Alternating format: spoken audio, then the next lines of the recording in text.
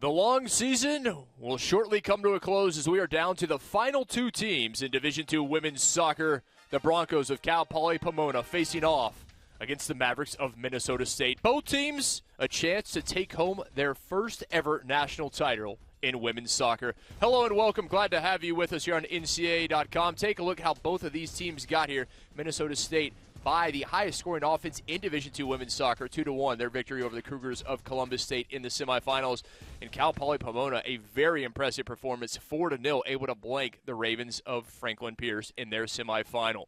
A beautiful day here at the Sportsplex in Matthews, overcast, and we will certainly see how the weather affects this one. Let's take a look at this Broncos side, and here is how they will come to play. The 11, no changes for Coach Jay Mason and his side in the semifinal. They will keep things the exact same. Bella Hara, who picked up her 14th clean sheet of the season in the semifinal between the sticks. But the one to keep an eye on, Angelina Rivas up top. Rivas has been so good, had a brace in the semifinal.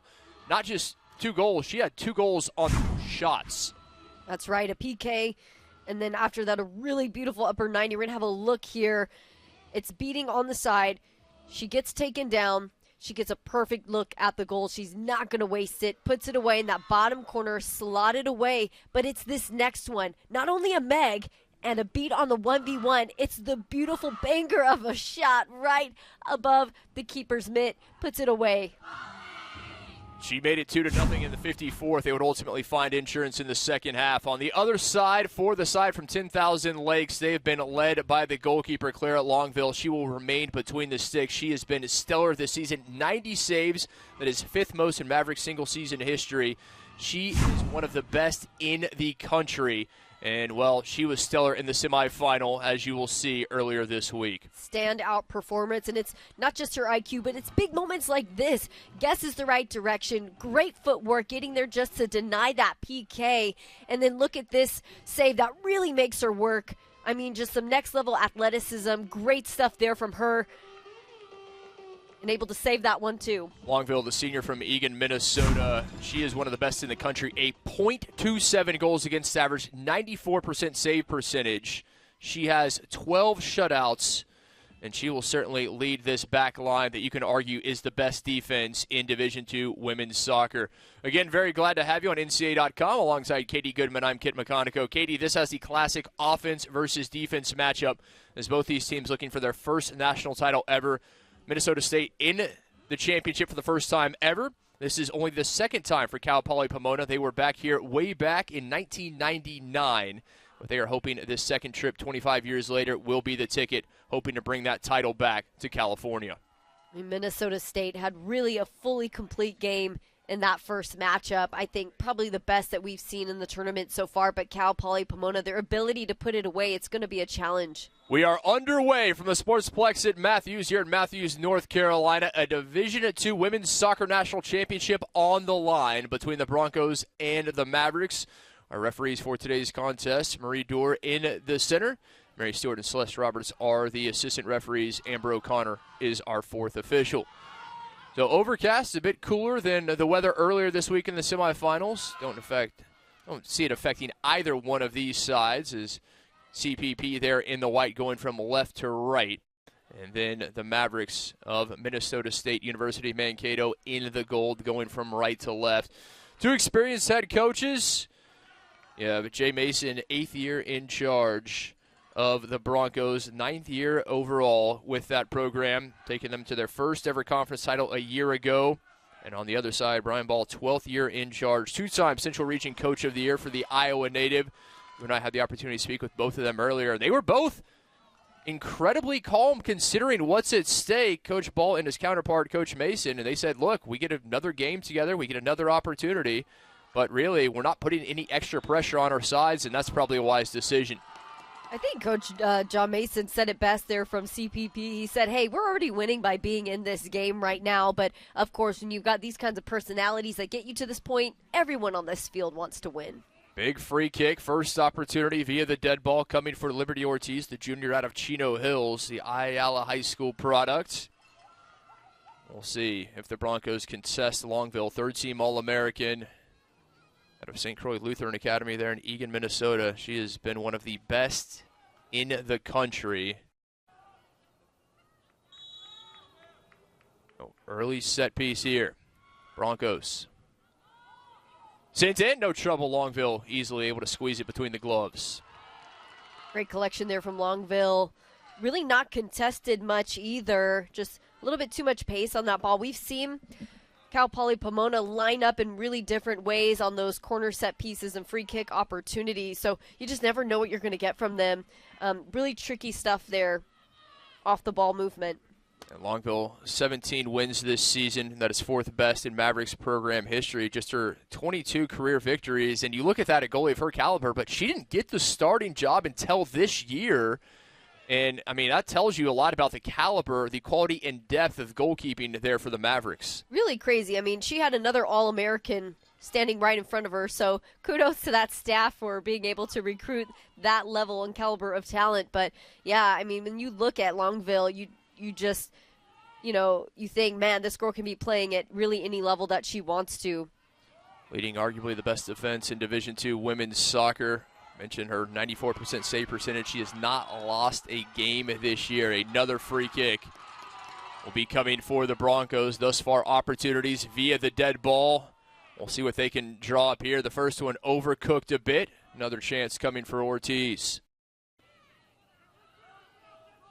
CPP, again, last time they were at this stage back in 1999, they fell in the final to Franklin Pierce. They avenged that in the semifinal, beating the Ravens 4-0 in emphatic fashion. It's been a storybook season for a team with their most ever wins in program history. Across the face of goal, and out it goes. Did it take a touch? It did. Corner kick coming. So far, Cal Poly Pomona, the aggressor, really aggressive here, working to earn those set pieces. Early goal would really change things for them. It'll be Tara Oper, third-team All-American, the senior from Riverside. She was incredibly impressive in the semifinal, really pulling the strings for the Broncos. Sent to the penalty spot. Longville there, sure-handed, as is almost always the case for number one in purple. Great work there from Minnesota State. And, we expect nothing less when you look at their performance just a couple days ago. I mean, really no holes, nothing to report back as an issue. They just did so well closing down the field, not beat much. Yeah, they were able to limit the top scoring offense in Division II women's soccer. The Cougars of Columbus State just a single goal. This is a Columbus State team that coming into this match averaged over 4 goals a game. That is tops in Division II by almost an entire goal a game. No one averaging more than 3.5, and just gives you an idea of this defense, the lockdown defense that the Mavericks have that have led them here. And again, just not giving up anything silly, really forcing the ball wide. The way they build out of the back is with quality as well. Just ultimate composure. That being said, have not seen much of the ball in the offensive end. CPP really controlling possession early on. As back to Hara they go, the senior from San Diego, transfer from Azusa Pacific. On a 9-game winning streak are the Broncos. The only loss this season came back on the 27th of October. They fell at Stanislaus State. They avenged that with an emphatic 5-1 victory in the middle of November. Part of that 9-match winning streak. Interesting call there from the ref. Didn't seem to see that one as a foul. It's going to be a throw there for CPP.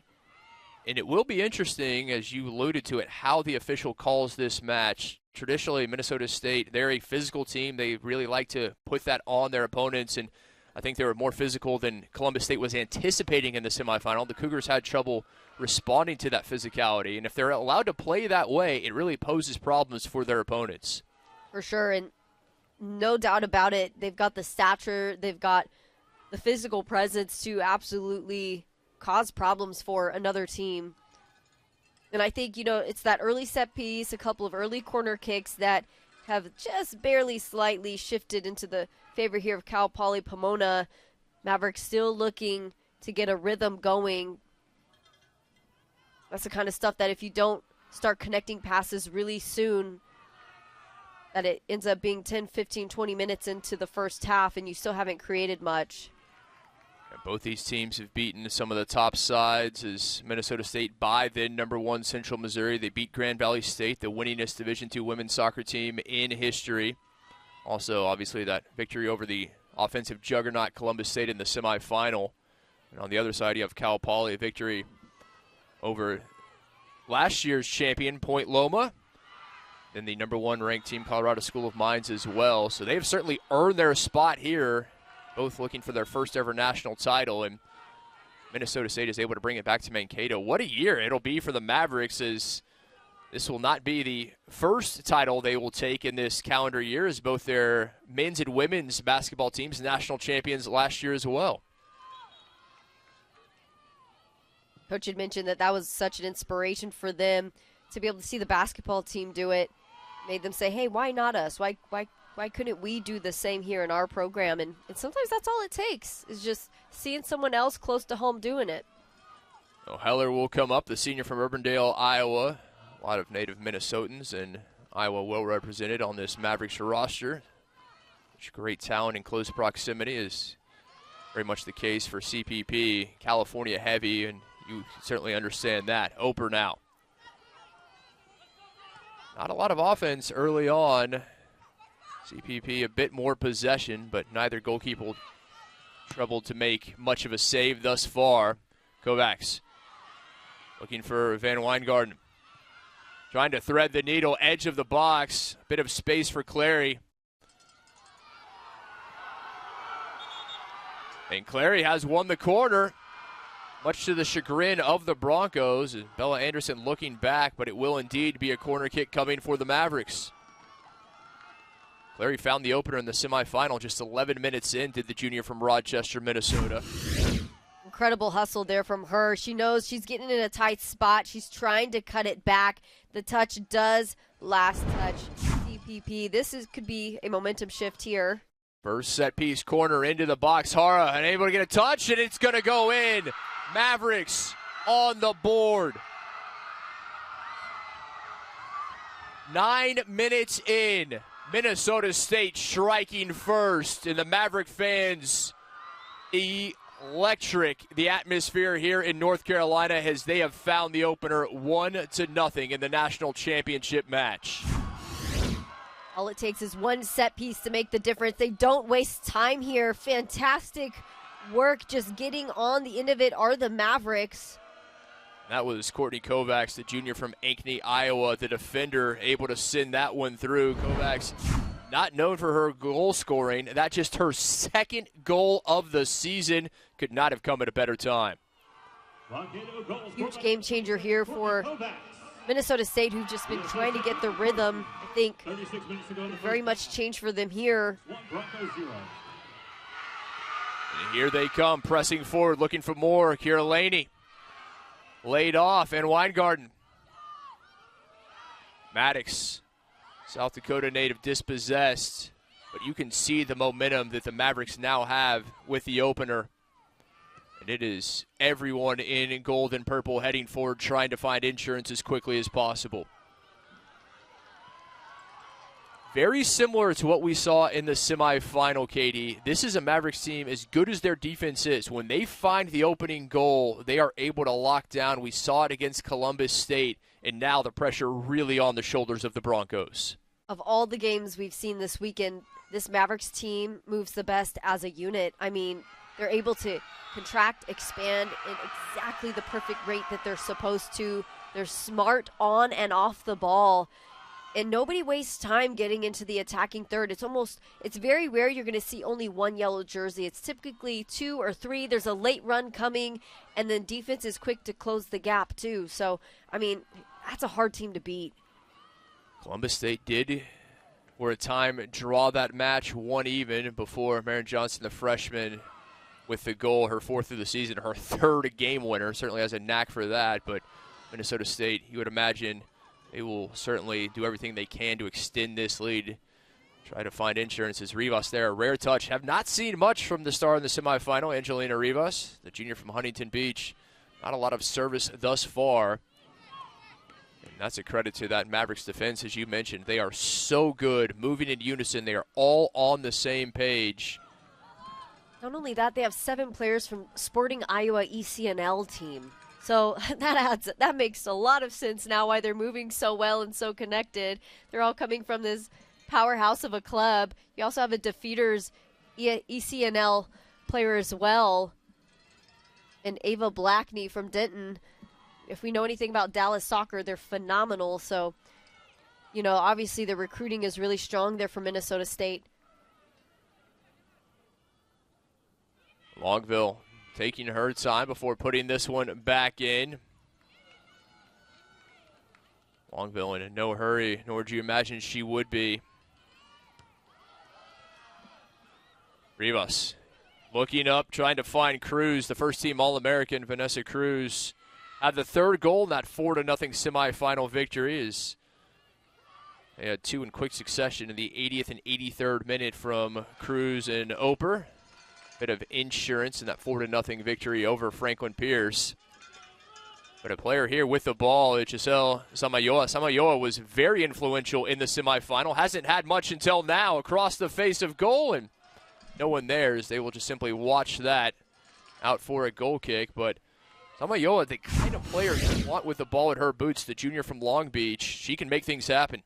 I mean, incredible service in there from her, and she's so quiet there in that outside back role. I think a lot of people, consider that position to be really unassuming, but there's so much work that goes into being box to box, getting up and getting back, and she had some really incredible distribution in that last game. Another powerhouse player on that right flank is Tara Oper. I mean, she just put in some big-time next-level work in that last game, of course, earned herself a goal in that last game and an assist. CPP trying to work their way back into this, trailing 1-0. Kovacs the goal 11 minutes in. It was the Broncos who had a bit more possession and chances early on, but against the run of play, the Mavericks able to find the opener. Now we'll see what the response is. This is a CPP team that in terms of offense, they average it's under 2 1/3 goals a game. It's just 196 for Minnesota State, but again, it is that defense that has stood out all season long. That has led them. And when they find a lead, they are very, very difficult to break down, as they look to be the first NSIC team to win a women's national championship, something the conference has never done before, as they are flying the flag, and really flying the flag for the Central region as well, because it's been the West of late. The last 2 years, it's been teams from the West region. Last year, Point Loma, a fellow California team that won it. The year before, the Vikings of Western Washington. So the Mavericks are trying to join Central Missouri, the last Central region team to win it when the Ginnies did it back in 2017. Coach Mason said half the battle was getting out of his region, beating schools like Point Loma. And just to get to this point, once you get there, then a little bit smoother sailing. But he said in his region, you can get beat by the worst team in the league. It's not always the case with every region, but when you see a team like this Minnesota State team, there's no way that they didn't have some challenge getting to this point. They're just too seamless. And for CPP, talk about a bit of revenge in that victory over Franklin Pierce, obviously a quarter of a century ago, but that is something that maybe the players aren't as cognizant of, but the coaching staff and certainly the sports information director are very well aware of, as they brought that to our attention. Oper. Bit of space here on the near side, serving it in and cleared away. No one in white in the vicinity as Oper now trying to head it into the box. Rivas. Longville off the bounce. A rare touch for Angelina Rivas. I would imagine the Broncos want to get her more involved if at all possible. You saw her highlights at the beginning of the broadcast. You know what she's capable of. Really good with the ball at her feet. Also great from distance. Just a hard player to shut down. 2 goals in that last game. That makes 9 goals, 3 assists on the season. Between Salazar, Rivas, Cruz, Oper. Really, it's a layered approach here going into this. 2 teams, both with just a single loss on the season. We mentioned how Poly Pomona able to avenge that loss to Stanislaus State. Minnesota State was able to do the same as they fell in their 3rd match of the season at Central Missouri, 1-0, and they took down the Ginnies when they got into the tournament by that same scoreline. But a team that in 26 matches, has given up just 7 goals. Such a phenomenal stat. Again, Longville leading the way, but talk about just seamless defending, as you so correctly said. They're always on the right place. They don't make those mental errors. They don't commit fouls. It's really like ability meets IQ. Because I've called games even at the pro levels, and you don't see players move so connected sometimes. Turned over. Archer. Oh, and able to link up the final ball just off the mark from the South Dakota native. She was very impressive in the semifinal as well. Was a second-team All-American out of Brookings, South Dakota. Oper, as Rivas with her instead, tries to thread the needle onto Cruz, and knocked away from behind. Coming up there, that was Menzel, the freshman from Iowa City.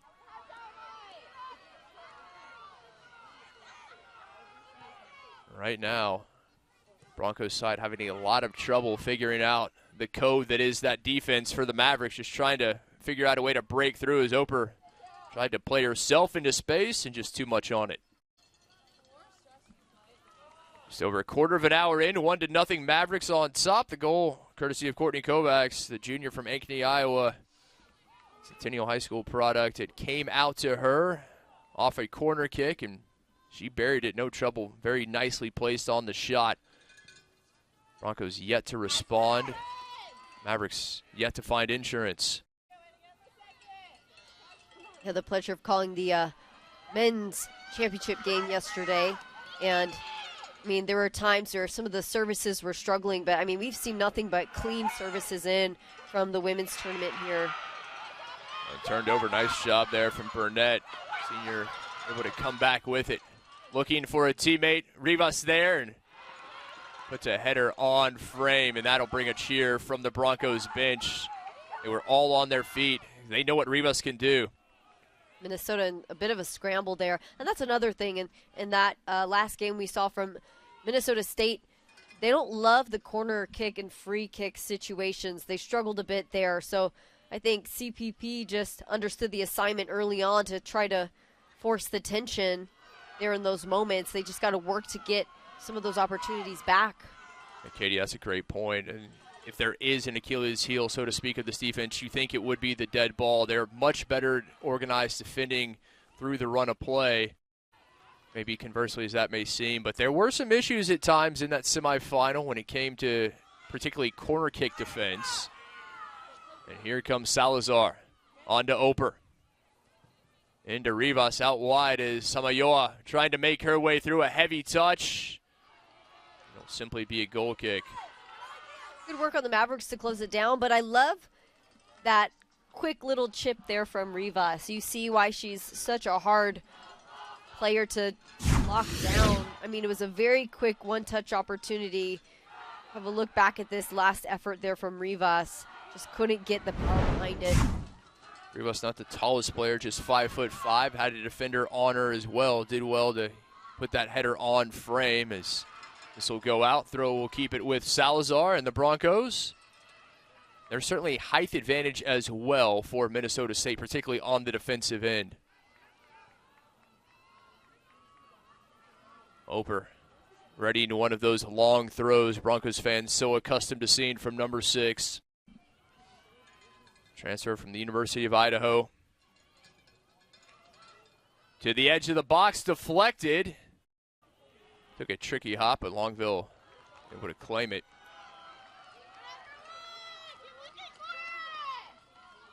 I mean, CPP is starting to get looks at goal. That's, I think, something that not a lot of teams were able to do against the Mavericks here. And so, you know, if they don't start shutting things down earlier up the field, might see an equalizer.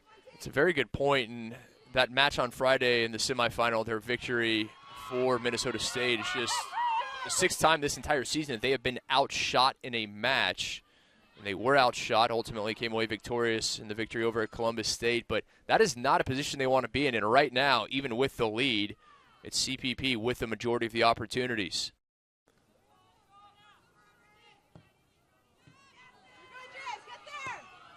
Mavericks trying to turn the pitch a bit. Right now, things tilted against them.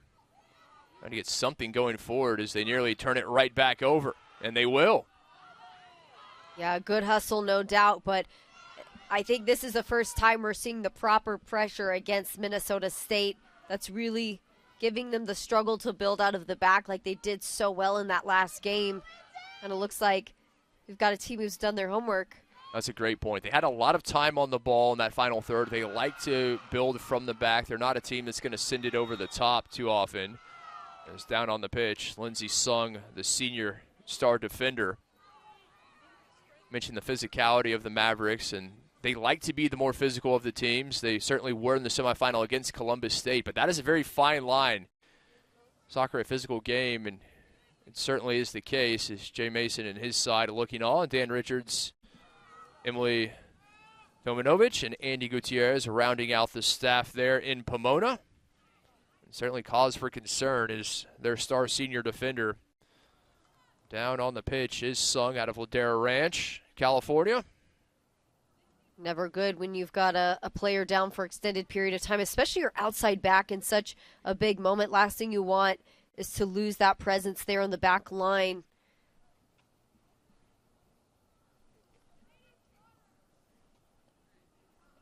Yeah, Sung,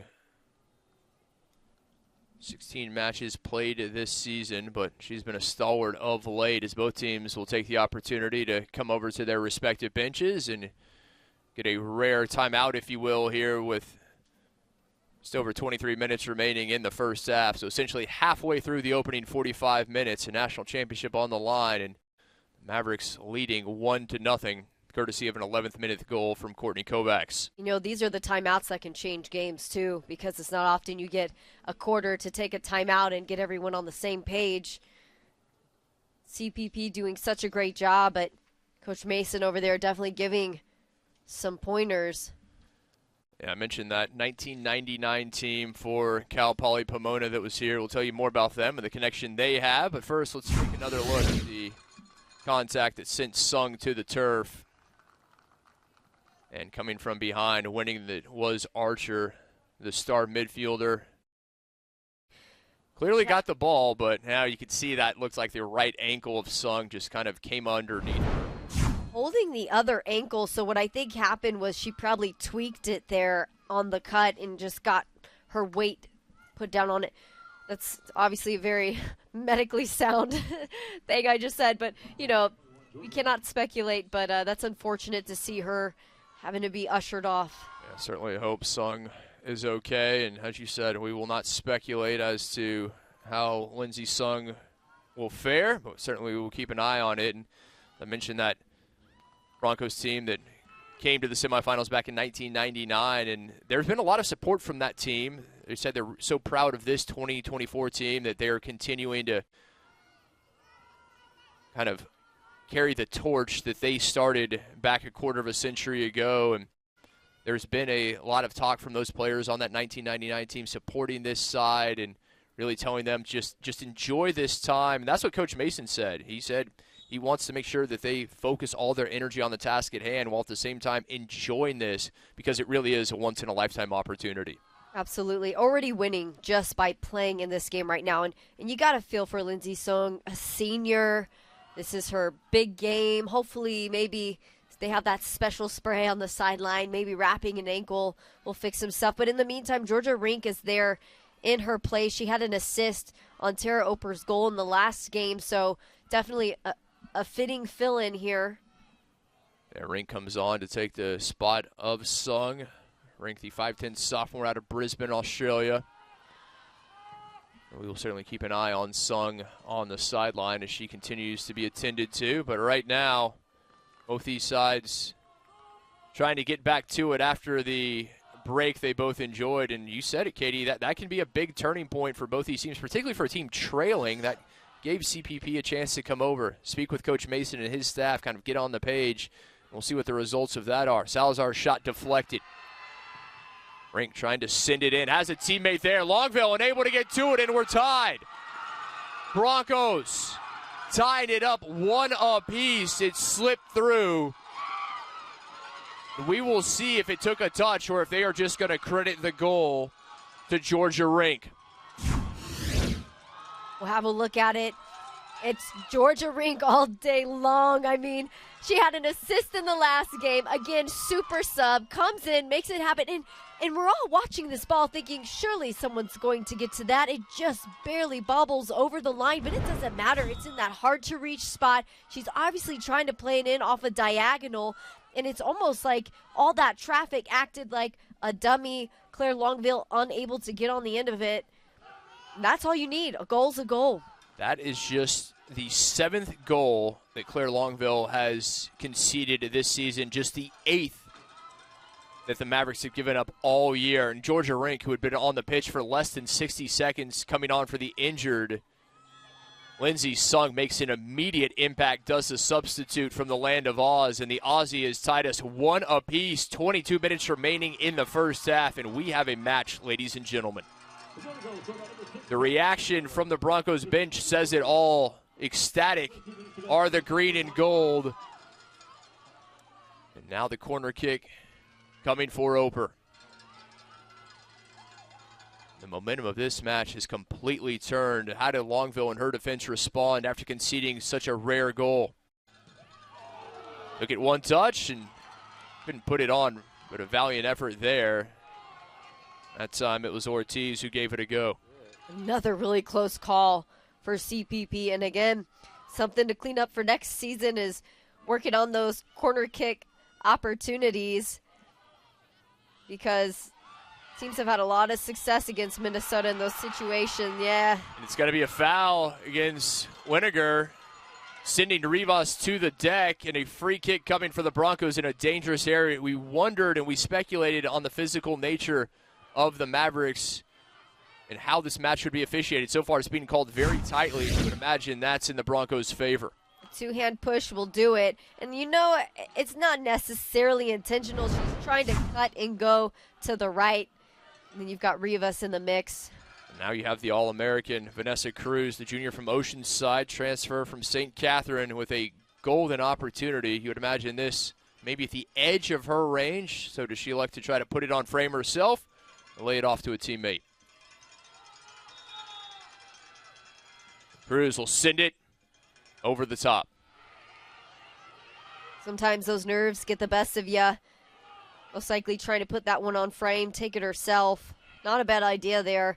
So far this season, 12 goals, 4 assists. Had a goal in that last game, assisted by Tara Oper. So, again, a very layered offense from CPP. And you talk about Cruz, what an addition she's been. The first-year player, the transfer, player of the year in conference, forward of the year, newcomer of the year, led the conference in goals and game winners.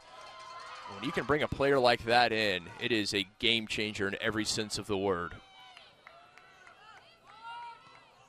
1-1, under 20 minutes remaining in the first half. A national title on the line as both teams looking to claim their first in women's soccer.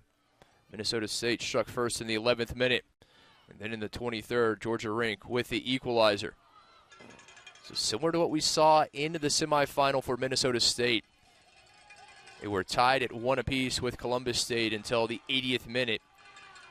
Excuse me, the 70th rather, when Johnson was able to come away with the equalizer. Much different for the Broncos as they were up quickly. That being said, they just had a 1-0 lead at half and then 3 second-half goals, enough for that 4-0 victory over Franklin Pierce.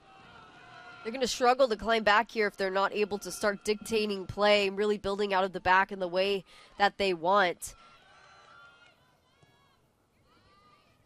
And again, I think at the start of that second half, they're going to have to be the aggressor. Rivas looking to flip, trying to find Oprah out. It comes to Cruz, took it one touch. It was always going to be difficult.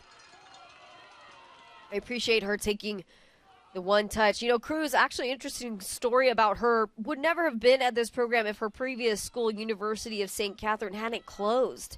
It closed, that put her over here. There's a couple of players with similar stories just like that. You also have Angelina Rivas, who just wanted to be closer to home, so she makes her way over to CPP. And then Chloe Green, part of the youth national team, just held off for a while and choosing where she wanted to go.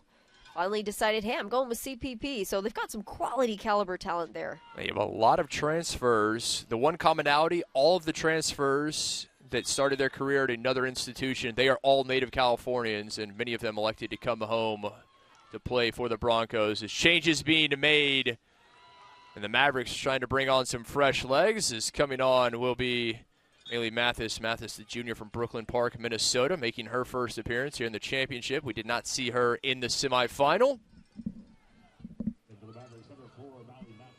Trying to see some new legs. Amara Smith also on. Smith, the freshman forward from Lake Elmo, Minnesota. But you said it. Just trying to figure out a way to have a bit more on the ball. A team that traditionally likes to have possession, likes to build from the back, not getting the opportunities right now. The Broncos, even though they conceded the opener, they are enjoying much more opportunities. Here they come. Maybe a chance in the counter. Novak's wanted that ball played back her way. The goal scorer, Martin now. Mathis turning. Oper all over her. She turns it right back over. For all of our talk about the Mavericks defense, and for good reason, statistically the best in Division II, it's the CPP defense that's doing a great job of late. Novak's trying to link up there in the corner, couldn't find her teammate, and it will be a throw. Rink last to touch it. A good effort there for Minnesota State. Just offhand noticing their first touch is what really sets them up for success on offense. A lot of times you see offense at this level just trying to get into a foot race. It almost looks lucky on that first touch, but this is very calculated and intentional. Oh, Cruz, great job defending, and she comes all the way back. That's one thing you'll see from both these teams. The forwards, you do not have to get them to come back to defend. They are buying in, and a reason why these teams are here in the national championship. Much better here, and one of the longer spells of possession we've seen from the Mavericks. And they turn it into anything. And just as I say that, Salazar able to take it away. Truly a good matchup here. Some pretty soccer, great defense. Both teams vying for possession. Rivas, heavy tackle, and she will win the foul. Rivas brought to ground. She wanted a little bit more in it. As coming in was Ashlyn Watt, the senior from Iowa. Ashlyn Watt doing everything she can just to shut this ball down. I think looking for a little bit of support there, but Angelina Rivas not happy at all. Watt has been an absolute stalwart in the midfield today. Her 88th career game for the senior. And if she plays all 90 minutes, that will move her into first place in terms of minutes played in Mavericks history. Giving you an idea of what she's done in her career there.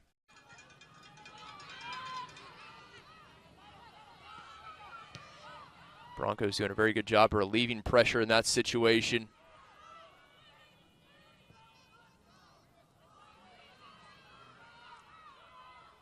Always like watching teams warm up at this level. There's usually rondo going or juggling going, and both teams just looked really good in warm-up. So another change. The Broncos making the substitution, as it will be Vanessa Cruz, the first-team All-American, coming off, giving away to Chloe Green, coming on. Green, we saw her in the semifinal, was impressive. The junior from Yorba Linda, transfer from Saddleback College, got some big minutes and a big contributor in that semifinal victory. No surprise to see number 15 in white and green out on the pitch as another whistle going against the Mavericks. Chloe Green, the player we had mentioned, had been part of the U.S. Youth National Team system at one point. You saw the large contingent of purple and green making the trip from the land of 10,000 lakes. It may be chilly, as we are just shy of 50 degrees Fahrenheit, but much colder in Mankato, and certainly those folks, no stranger to cold weather. They were here early. A great reception as their team's bus made its way here to the Sportsplex. A lot of purple and gold fans in attendance. As Samayoa finds a way through, looking for the back post, and just a bit too much on it. A beautiful run there from Giselle Samayoa. I love that 1-2. I mean, just so connected with her team and just barely off frame there. Had that ball dropped a little bit sooner, would have been some trouble for Longville. Also looked like a little bit more of a lob. I think more of an effort to get a cross in. But if she continues to make those runs and get looks at goal, floodgates are going to open here for CPP. With under a quarter of an hour remaining in the first half, if you had to guess if one of these teams would find the back of the net before the halftime whistle, I think you would guess it would be the Broncos. A handball there. No, play continues. Some of you may have gotten away with one in front of her own bench. Difficult angle for our referee. We've all been there. Point is to act like it never happened. Don't throw the hands up. That's the dead giveaway. I can't imagine you standing up for a defender. Oh, wait. Goal scorer, that'll never happen. Never. Green, the new addition, trying to turn. Green, dispossessed, just had it too long on her boot, needed to find a teammate.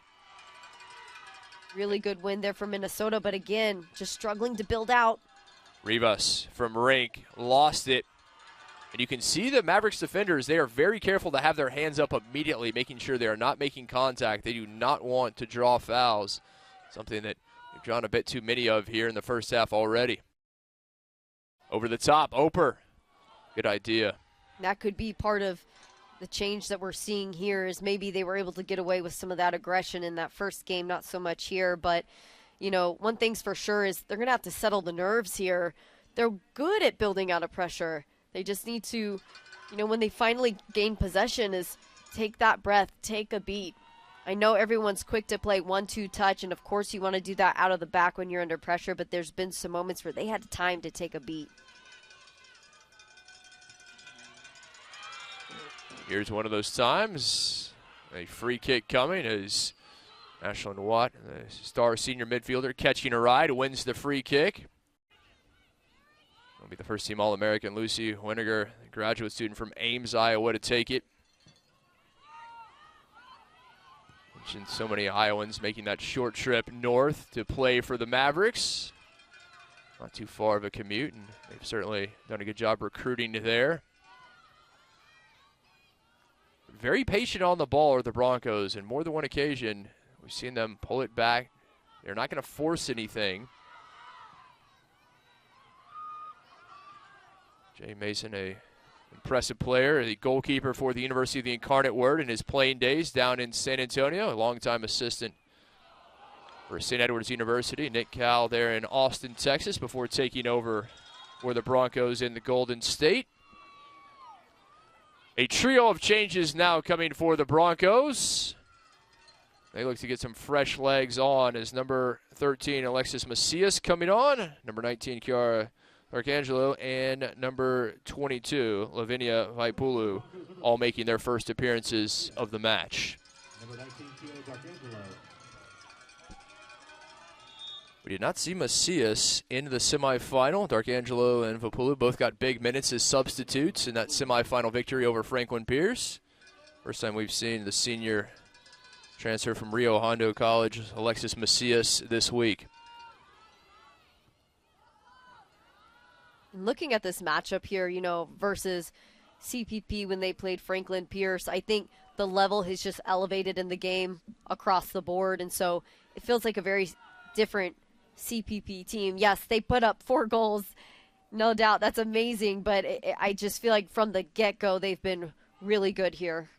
Obviously a different level of competition they faced against the Ravens, and take nothing away from Franklin Pierce being one of the Final Four teams in the country, but I think the Broncos did a very good job early in that match, just establishing their dominance. They found the opener, whereas today they went down early. It was Minnesota State who found the opener. The Broncos have had to respond. But certainly an improved level all across the pitch for Cal Poly Pomona. And that goal, while good, you know, you can't help but feel for Minnesota State, because usually a ball that's going to get by Longville is going to have some pace on it. Just a miscommunication is what it came down to. You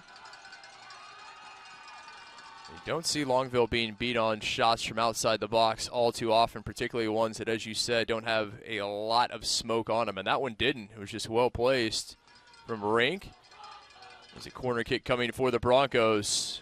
Oper.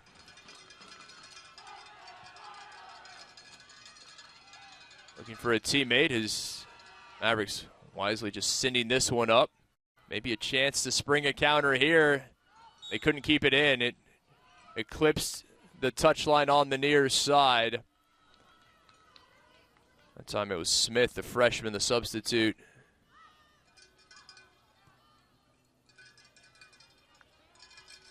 Something Coach Brian Ball had mentioned was the biggest challenge this season was bringing in such a large freshman class, but they assimilated so quick. They've done so well, taking their team all the way to a championship. Still not over. And Coach Ball, 12th year in charge, 190 career victories. That is the most in Minnesota State history.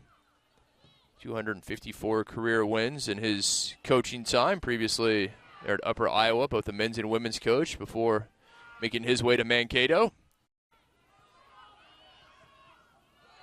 Samayoa able to win it back, and the midfield really doing a great job in the center of the park right now for CPP. They are winning the ball back, and right now the Mavericks aren't getting those offensive opportunities. They're having trouble getting out of their own half. Really solid point. They're winning first and second ball. I think that's where some of the breakdown has come in here for Minnesota State. And then right there, just a haphazard clearance, and just not something you saw in that last game from them.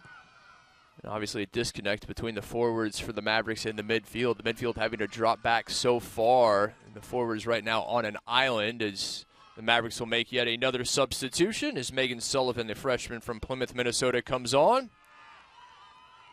Another player making her first appearance here in the championship, as she will take the place of the goal scorer, Kovacs. Coach Ball there chatting with his staff, Aaron Tilson, Elizabeth Vetter, Ben Jones, Marco Salas, Ellen Goldsmith rounding out the crew there. Do we have another goal? Just under 6 minutes remaining in this first half. It was the Mavericks who struck first 11 minutes in. And then in the 23rd, Rink, the equalizer. Neither team has been able to find the back of the net since. Opting for the long ball there. Not a bad idea. This is where they could be dangerous. Rink comes out to defend. Goal scorer able to win it back. Ortiz now. I think this is where they want to start recycling. I think in that situation, I would have wanted to bring the ball back, recycle it a bit, create space in the field, dictate with possession. Oper able to intercept the pass. Has teammates in front of her as well. Oper just overshot her intended target. She was looking for Green. Oper's so tricky because she spends a lot of time on that right flank, but then she comes out to help in the midfield too. I think sometimes Minnesota State just doesn't expect her to be there.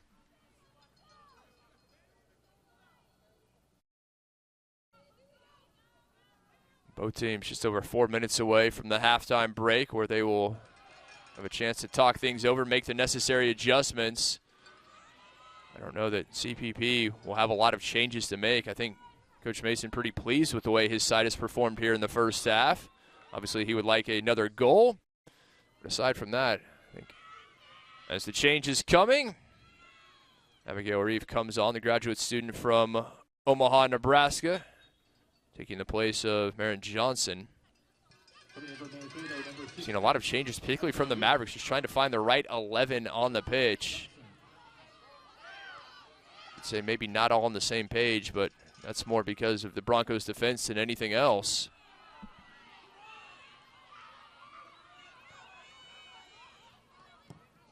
Another ball turned over in the center third. All the way back, Laney gives it right back to Oper. Oper sends it into the mixer. Oh, she was trying to find Green closest to it. But those are the kind of mistakes you could not afford to make in a national championship match. Absolutely not. Heck of a clearance there by McLean Menzel. If she hadn't been there, that would have been a goal. You know, these are the moments. It's 3 minutes left. All the anxiety and intensity, it's high. You make mistakes like that. It's really hard to shift mid-game. Oper with the corner. Longville came off her line and then retreated. Very fortunate that that one didn't get beat her. She was in no man's land there for a bit. As a goalkeeper, if you come off the line, you have to take it, come hell or high water. I believe it was Lucy Weininger who stopped it. Oper around, still danger.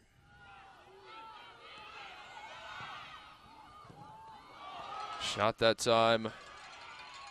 Burnett, and still the opportunity. Green just couldn't flick it on. CPP on fire this half, and especially in these final minutes. They've been able to maintain their composure. I think they know that they've got this in hand here.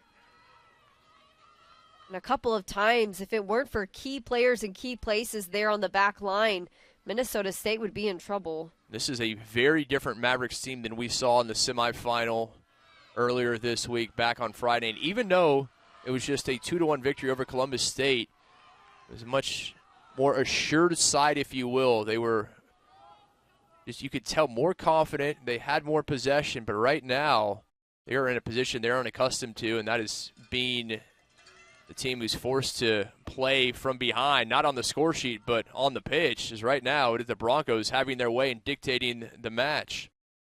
Yeah, they're going to have to find a way to get their momentum back right from the get-go at the start of the next half. Just over a minute remaining in the first half. Both teams trying to find something before the break. But it will be the Mavericks, you would imagine, the happier of the two sides when that halftime whistle blows.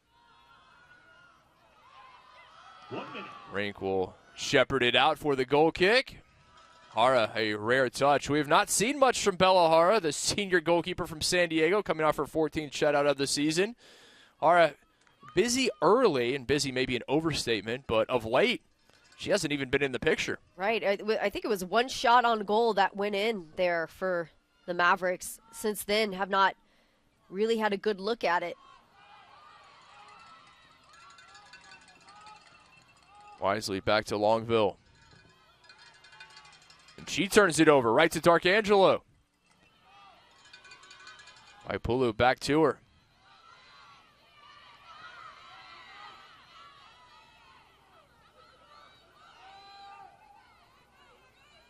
Ten seconds remaining. Broncos, if they're going to take a shot, need to do so quickly. Oprah has it poked away. 4, 3, 2. Samayoa will just go ahead and send that in as the first half comes to a close. 1-1 after the first half between Cal Poly Pomona and Minnesota State. A national championship on the line as both these teams look to claim their first ever title in Division II women's soccer. We'll step aside for halftime. Back with you in 15 minutes with our first half highlights in stats and to get you ready for the second half here in North Carolina. Broncos, Mavericks tied at 1 at the break.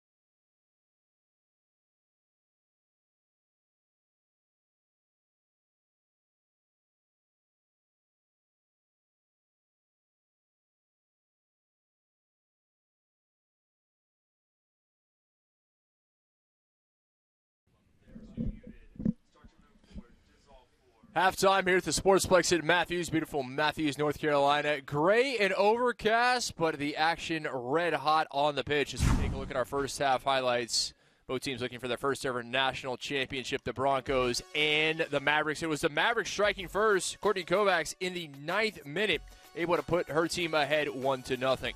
Only needed one look at goal, and they made it happen. And then to turn things around, Poly Pomona brings in no other but Georgia Rink, and that ball just makes its way over to that opposite 90. There's a lot happening, a lot of traffic. Keep loses sight of it, and it just sneaks by. Oper ultimately awarded the goal. Was Sarah Oper. They said she got a toe to it. And take a look at our first half stats and shots on goal, corners, all heavily in favor of the Broncos of Poly Pomona, giving you an idea of their domination, possession as well, as they had almost 60% in the first half. And even though it was Minnesota State who struck first, you can argue the first half belonged to the Broncos. And now we'll see what they can do here in half number 2. Both teams out on the pitch, and Cruz has us underway for the second half. Glad to have you with us on NCAA.com. Alongside analyst Katie Goodman, I'm Kit McConico. A very warm welcome wherever you may be joining us from, across the country, across the world. Glad to have you as both these programs look for their first ever national title in women's soccer. The free kick will be for the Broncos, and that was an issue in the first half. Our referee, Marie Durer, there were a lot of whistles, and most of them in favor of the Broncos. Minnesota State, a team that likes to play physically, they didn't have that opportunity in the first half. You certainly had an impact on them, and we'll see if that continues here into the final 45. Right. The last thing that Minnesota State wants to do is give up some easy set pieces. This into the box, unable to clear it away as of yet. The Mavericks trying to get the danger. Now to Samayoa. Now Oper. Oper dancing, and she's brought down, and it's going to be a penalty. Just inside the 18, Tara Oper, who ultimately, as we said, awarded that goal in the first half, the assist from Rink, wins the penalty kick, and she will head to the spot. We'll have a look back at this. And for me, it doesn't look overly aggressive, but it misses the ball completely. Anytime you've got a lady down in the box, at that point, it's going to be a PK. She says, no, I don't want to take it. She wants to give it to somebody who's a little more sure-handed, sure-footed, rather. Going to be Marissa Salazar who elects to take it. Salazar will indeed have a chance to put the Broncos ahead. Broncos 3 of 4 in penalty kicks this season. And Salazar, the junior from Long Beach out of Los Alamitos High School, a chance to give the Broncos their first lead here in the national championship. Just over a minute into the second half.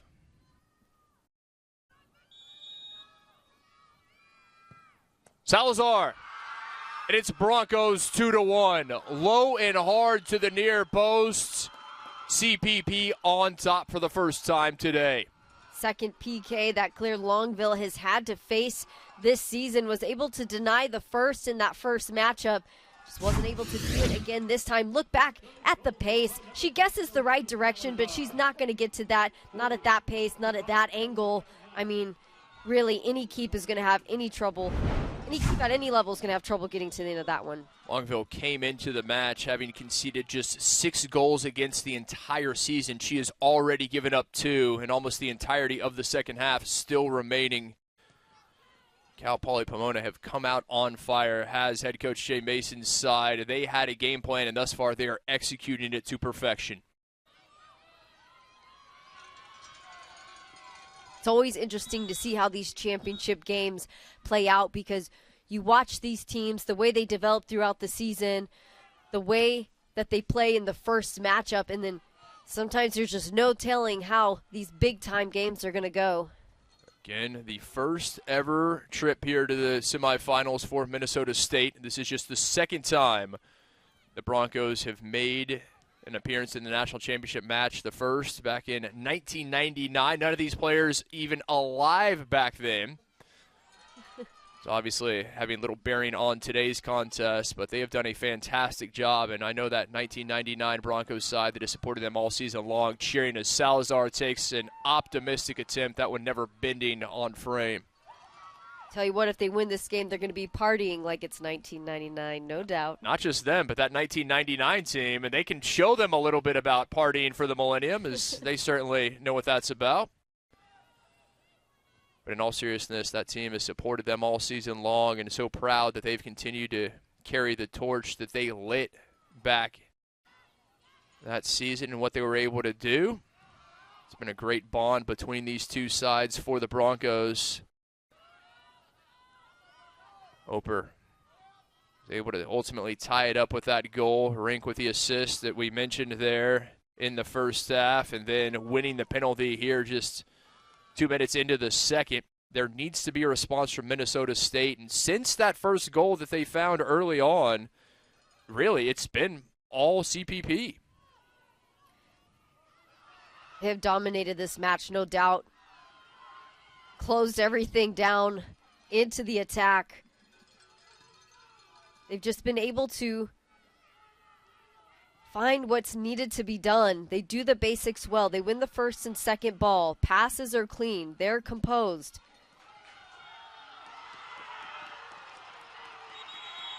And a card coming out as we will see our first caution of the match, and it will be to the Mavericks. Anna Van Weingarten, the junior from West Des Moines, sees the caution, and she's the first to head into the book today.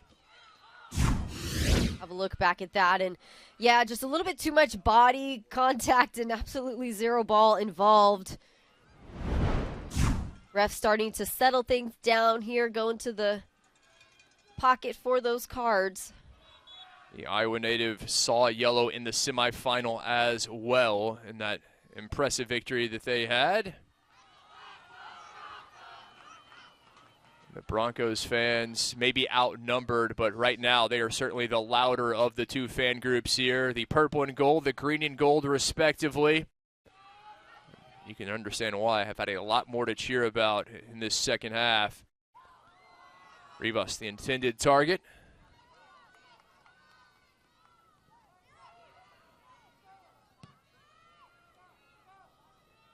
Longville and that Mavericks offense are going to have to figure out a way to get in gear. They've been stymied.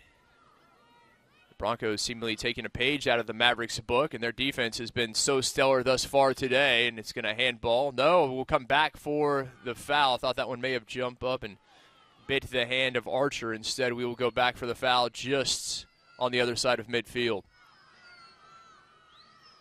Might have been looking to play some advantage. Decided to go back to the set piece.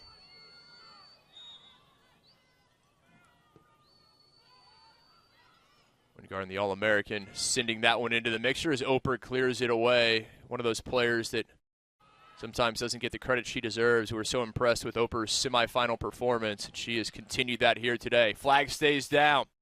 It'll be a corner kick coming for Minnesota State. Last time they had a corner kick chance, they put it away. Just one shot in the first half, and that was enough as they were able to come away with a goal on Kovacs in the 9th minute. What do they have here? Kovacs, the intended target yet again there to the near post.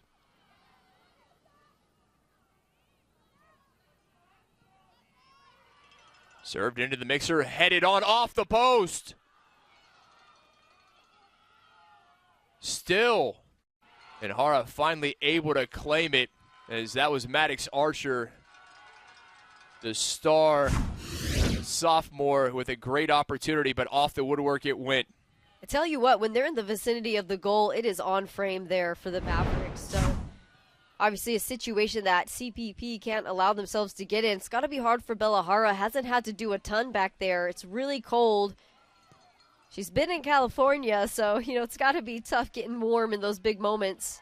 Archer battling. The foul committed that time on Rink. That's a good point as far as Hara, who was not busy, particularly at the last really 30 minutes of the first half, saw maybe one ball come her way. She knows you cannot take a second off in a championship match, as that could be the difference between hoisting the trophy and looking on. Ortiz with the restart. Good win there from Kelsey Heller, just to stifle any momentum.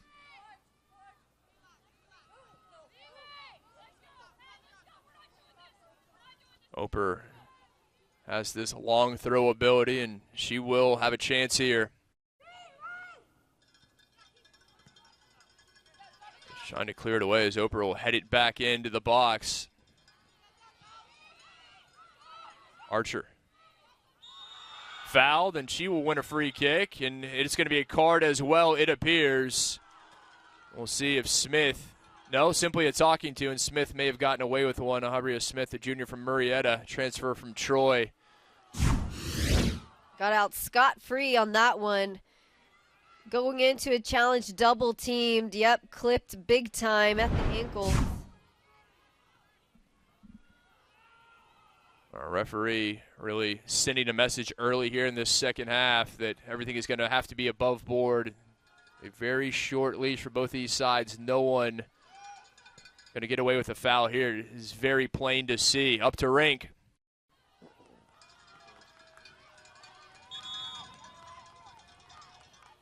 As a substitution coming for the Broncos. And it will be Lavinia Vaipulu. Vaipulu, the sophomore from Riverside, transfer from UC Riverside, coming on for Smith.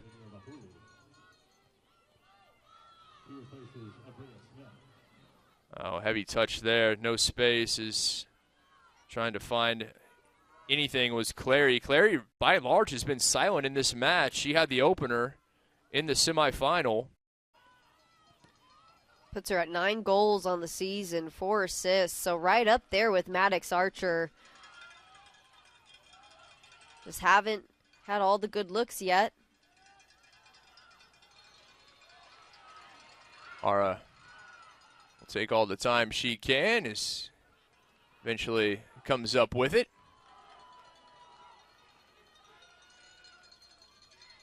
Well, interesting start to this second half. CPP with the goal, the PK just 2 minutes in, won by Oper, finished very nicely by Marissa Salazar. There is chances as well for the Mavericks. The header from Archer off the post. Archer, who leads this team in assists, 8 on the season. Just outside of that top 10 in Mavericks all time.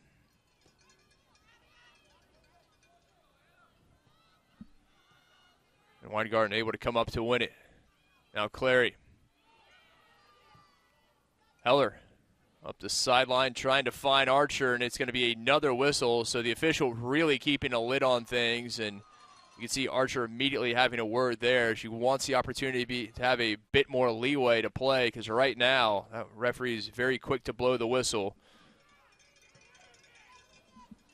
Maddox Archer is just 1 more assist away from having the 10th most assists in program history.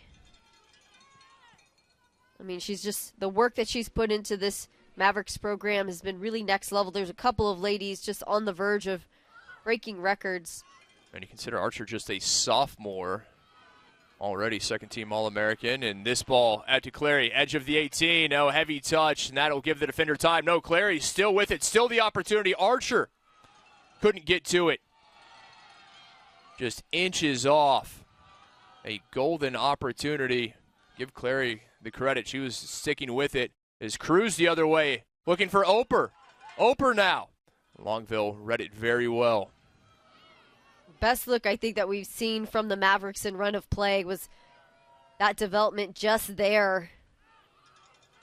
Got to hand it to CPP for being able to get back and handle things on defense. Weren't allowing the late run, which Minnesota State had a lot of success with in that last game. Again, I think it comes down to doing your homework and then being able to execute. Have to give some honorable mention, though, to Kelsey Heller for that braid. Talked about it before the game started and said, man, I think that's the best braid in college sports. Long, it's great. And it's so hard to keep your hair together as a former player, you know. I'll take your word for it. You see that a lot in softball, not as much in soccer. Heavy touch there, couldn't keep it in. Van Weingarten. Sporting Iowa, ECNL. Mentioned the very heavy presence from that club on this Mavericks roster. Route 1 ball out of the back. Cruz the intended target. Cruz, referee says play on. Cruz down on the pitch. And Cruz, hand on her face, and very slow to get back to her feet as play continues. Now Cruz finally back in the action, trying to shake it off.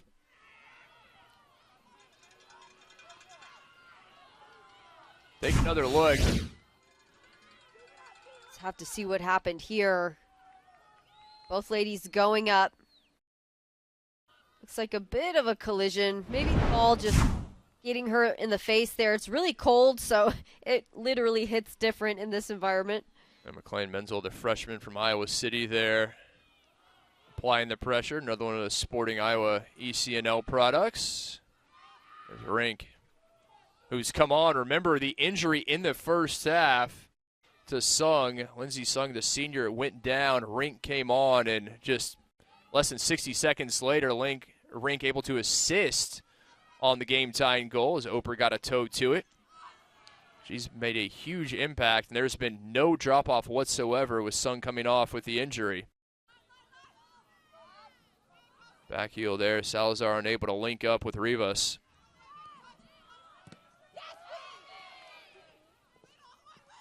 Rivas. The throw will keep it with the Broncos. Good call from the ref there, and great composure from Rivas, knowing, hey, this is exactly what I need to happen is get us a throw. Angelina Rivas, the junior from Huntington Beach, a pair of goals into the first half of the semifinal. I should say one on either side of half. Made it 2-0. Hasn't been as influential here today, but her teammates have really taken up the slack as she hasn't had to do as much as she did in the semifinal, it appears.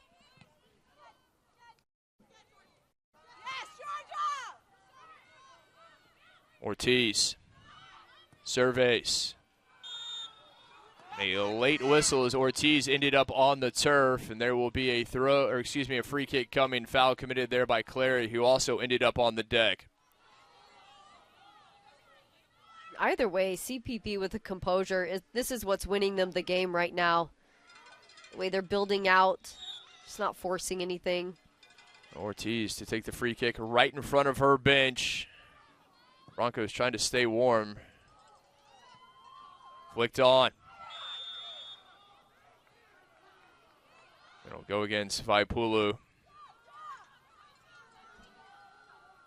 Just over half an hour remaining. Still a lot of soccer to be played, but this Mavericks offense needs to find its footing. They've been stuck in neutral for the vast majority of this game.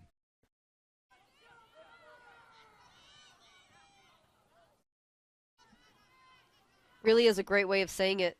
You know, almost reactive to a degree, and when they react, it's just not as calculated and intentional like we're used to seeing from them.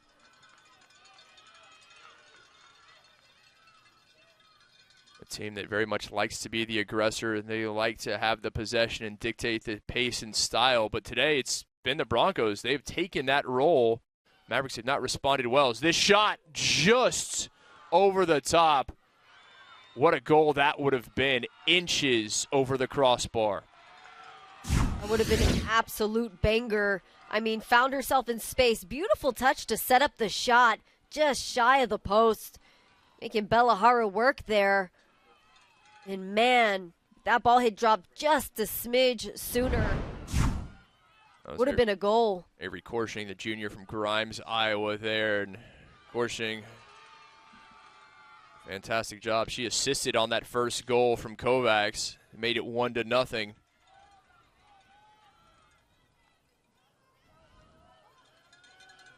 Cruz able to ride out one tackle. Back from Salazar. Cruz takes a shot from distance, deflected right back to her. Couldn't keep it as Kovacs the other way and a lot of room to run. Archer continues slaloming through the defense. A Rink there with the shoulder barge, and Archer almost took it right back. Those two with a great battle. Clean battle, too. It's just really a great physical matchup on that.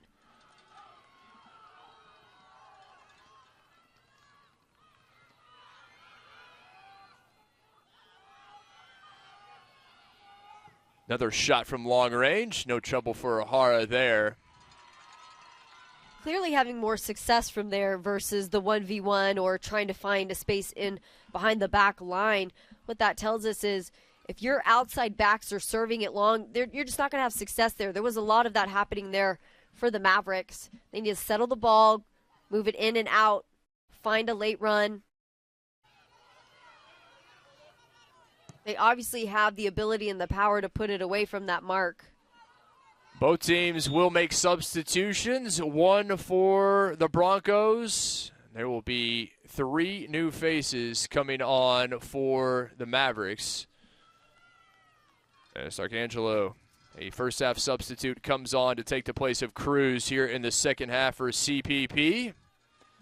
And a trio of new faces out for Minnesota State. Haley Mathis, the junior from Brooklyn Park, Minnesota, a first-half substitute, back on the pitch.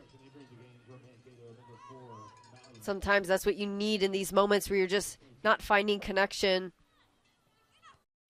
Reese Hislenbeck, the freshman from Eldridge, Iowa, out as well. One of the substitutes. Just trying to find the spark. Who can get it done? Smith, the third. Saw her as a first-half substitute. Now she's back here out on the pitch. Really, they've been stymied. They've not been able to find a way through this CPP defense by and large. And see Coach Ball going to the bench, bringing new personnel out and trying to figure out who can get through, who can make something happen on the offensive end. You have to hand credit there to CPP and their high press. I mean, they're running it like a clinic, doing everything right, defending from the top back, forcing the ball wide, giving that pressure, forcing these kinds of turnovers. And if you do it enough times, it becomes a habit in the game. It's a hard mental habit to break. Rivas takes that shot, never on frame. Rivas just couldn't find enough separation as she slipped simultaneously. The way that Rivas plays, you can tell that all she needs is one look at goal, and she's going to be a problem. It's the way she carries the ball at her feet, the power and the curve behind her shots. Another of those impressive transfers. So many of those on this roster for the Broncos. Really doing a lot of work in that transfer portal. As we said, a lot of native Californians want to come home. They want to play in the Golden State, and Cal Poly Pomona is giving them a great place to do so. Get a fantastic education, play for a wonderful program and coach in Jay Mason. They've continued to improve every year that he's been at the helm. As the foul going against the Broncos. And our referee, Marie Dorr, keeping a lid on things. It has been very tightly officiated today in the championship match. That one was all ball, just a tough collision.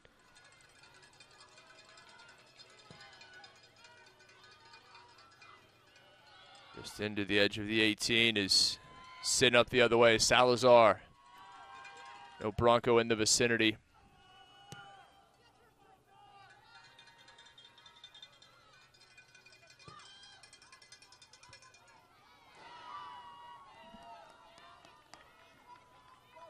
Second and final championship match here in the Division II National Championships. Congratulations again to the Lynn University Fighting Knights as they were our men's champion yesterday. A battle of two of the top teams in Division II men's soccer, not just this year, but perennially. As Lynn was able to take down Charleston of West Virginia in a fantastic match. 3-2 the final in that one in favor of the Fighting Knights as they bring their 4th ever men's soccer title back to Boca Raton. Went with a 3-0 halftime lead and may have taken their foot off the gas a bit too soon as Charleston roared back with 2 second-half goals, but ultimately couldn't find the equalizer when it was able to hold on. An entertaining game, no doubt. Got another entertaining one right here. Really anyone's game. I think we'd expect nothing less at this level and at this point. Heller serving this one in. Yet to clear it. Samayoa there just able to get it out of the 18, but no further. And kept in. Salazar now. Bringing it back in. D'Arcangelo. Rivas has Oper. Oh, didn't see her. She's making a move along that top line. Salazar will pull things back, at least momentarily. And Rivas away from Heller. Here comes Oper. Great ball in.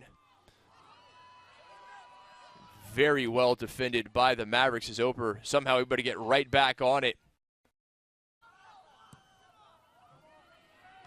What a match Oper's had.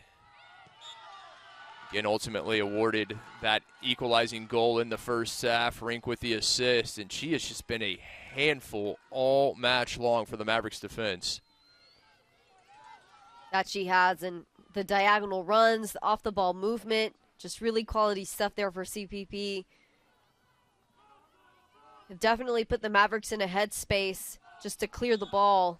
It's working to their advantage every time. Liberty Ortiz to take the free kick. Looking to the back post, punched away. Longville.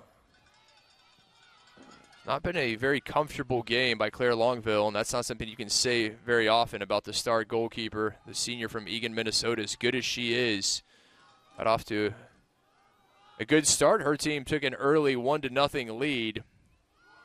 She's certainly been the busier of the two goalkeepers. There's another change coming on for Minnesota State.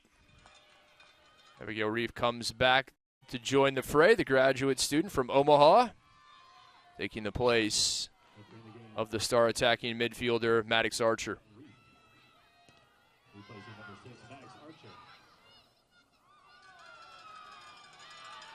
Bodies on the floor here. Both Oper and Rivas end up on the grass. No whistle, simply a throw-in for CPP. Both of them bouncing right back up.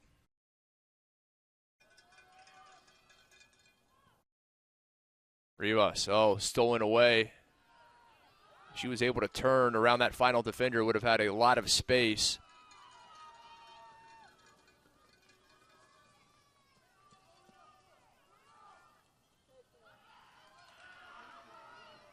Minnesota State ball. But they've been compact defensively for these last few minutes. All the action on their side of the pitch.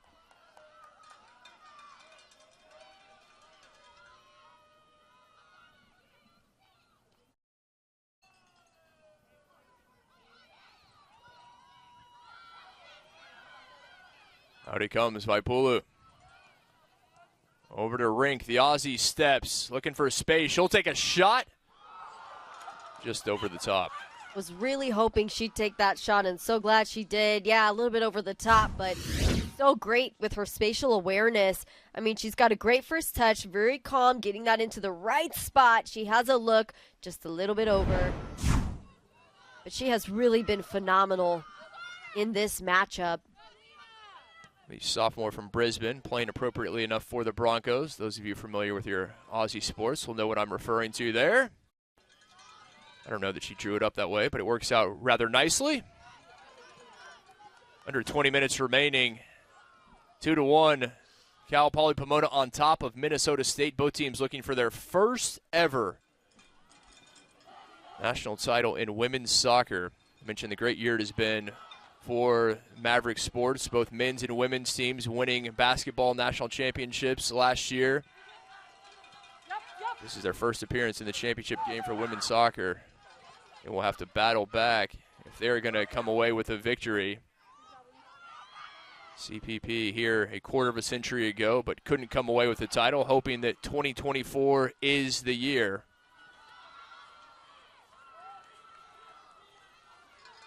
They take this game, it's well-deserved. I mean, their conference is something else. Having to play schools like Point Loma just to get here. Now, we mentioned the last two national champions, both out of the West region, Point Loma in 2023, Western Washington in 2022. So much talent there out west. The last Central region team to win a national title, Central Missouri. The Jennies did it in 2017. As Rivas, a bit of space, waiting for reinforcements, and here they come. Salazar. Rink to the outside, instead goes in. D'Arcangelo. Tried to thread the needle, looking for Oper. Oper shot deflected. Nice job there from Longville, able to keep it in, did not concede the corner. Quick feet, able to get there in time, but I mean, talk about just the IQ of the team collectively here for CPP. The wherewithal there from Rivas to hold the ball, wait for her team to get back, and they're immediately already in sync, making diagonals, creating chaotic movement. We're almost successful again. Minnesota State now the other way, trying to get numbers quickly up the pitch, but that final ball just off the mark. That has been the case more than once today. Mathis. Ara's there, sure-handed, and needed to be, as there was a Maverick bearing down on her. Mavericks just struggling to execute there in the final third, especially when they're trying to combine and move in. Just that last pass they can't quite get to. Almost a half step behind here this whole game.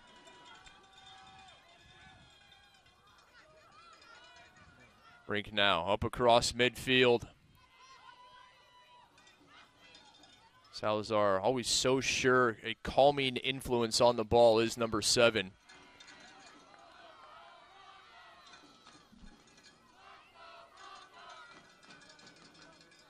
8 goals, 5 assists on the season there for Marissa Salazar.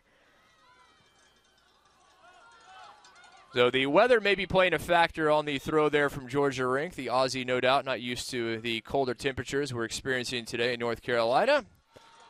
As more changes coming for the Mavericks, as they will bring a lot of the familiar faces back on. Kovacs, Maddox, and Weingarten, all 3 back out on the pitch. All 3 starters, maybe for their final run here of the match. Would not anticipate any of them coming off with just over a quarter of an hour remaining. They got a breather, and now Coach Ball seemingly saying, okay, it's everything you have. Time to empty the tank. As the Broncos will make a change of their own. Interesting to see what adjustments they'll make as well. Chloe Green coming back on for Angelina Rivas. When you make a massive substitution, that's really typical for them to make some sort of tactical change where you need a lot of people on board. Considering it's the middle of the park, we'll see what that is. Time starting to become a factor for the Mavericks. 15.5 minutes remaining. Their fans that have made the trip here to Matthews, North Carolina en masse. They have been loud and great supporters of their side here throughout the week, doing everything they can to provide them with that extra boost of energy.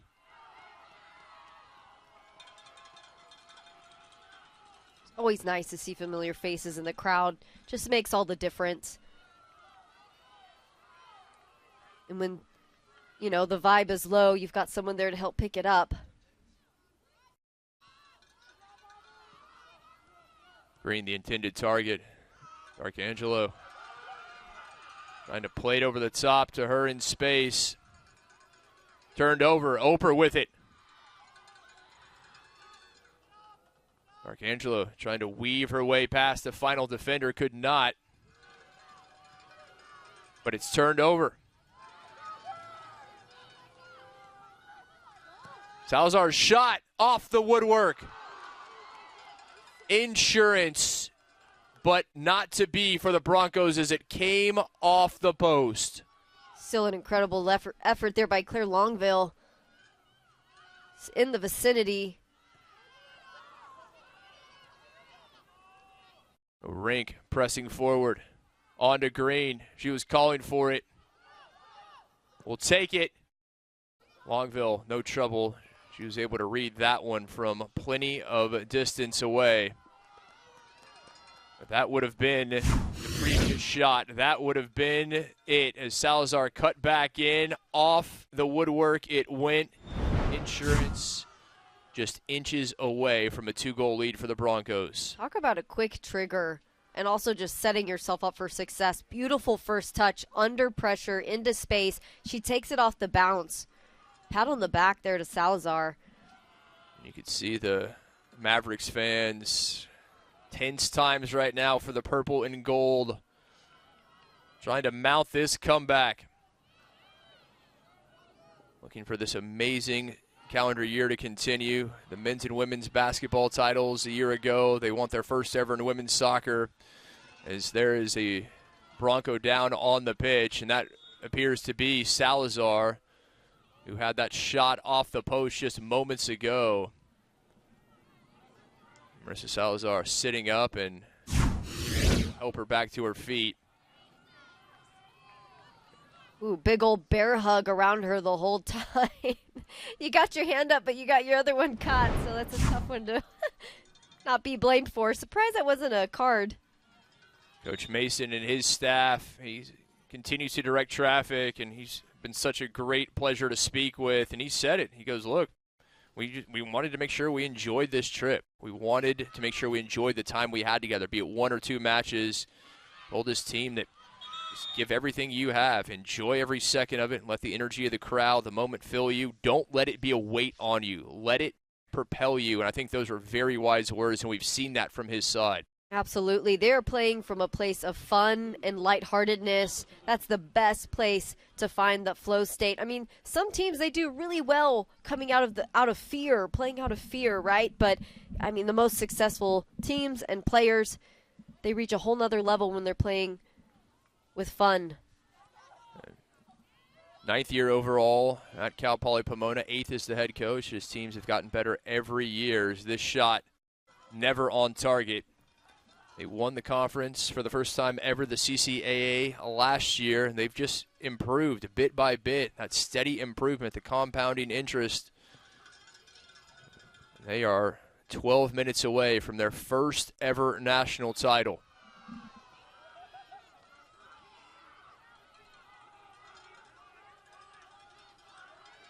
Coach Ball hoping his Mavericks have something to say about that. Each and every second coming off the clock, precious.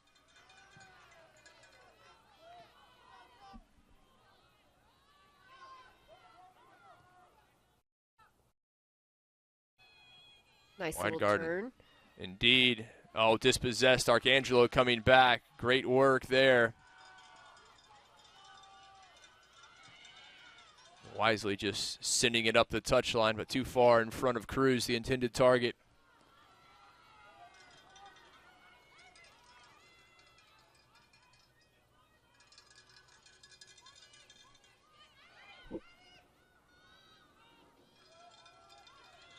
Burnett closest to it, couldn't get it, and here they come the other way. Wisely cleared out of the back, just doing the smart thing in that situation. Couldn't take any chances. Mavericks had a ton of space on that look, and historically speaking, they've made teams pay for that. But just a bit of a heavy touch, and you know, sometimes that's a product of just playing games in back-to-back in a short period of time. It's the end of the season. Everyone's tired. Everyone's favoring working through injuries. Both these teams playing with so much confidence. CPP unbeaten in the last 9. Victories over then number 1 ranked Colorado School of Mines. They beat Point Loma. Franklin Pierce, a team they never beaten. They were able to get by them in the semifinals, just feeling like the team of destiny. And that's exactly what Minnesota State would say. The team of destiny is they beat Central Missouri, one of the perennial powerhouses. They beat Grand Valley State, the winningest program in Division II soccer ever on the women's side. And then beating Columbus State in the semifinal, the offensive juggernaut that is the Cougars, the highest scoring team in Division II women's soccer. Both these teams very much a case that this was their year. Still, 10 minutes remaining. What do we have in store? It'll be a corner coming. Chances have come by and large via set pieces or long shots well outside the 18 for the Mavericks. And Hara, right now, you can see she is all over her defense, knows that they need to be picture perfect in this set piece defense. Exactly what Minnesota State wants in this moment.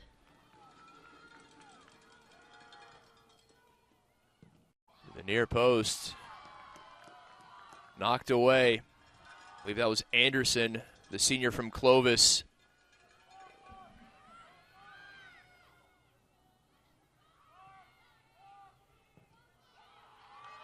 Can't take any chances at this point. Simply get the ball out of danger.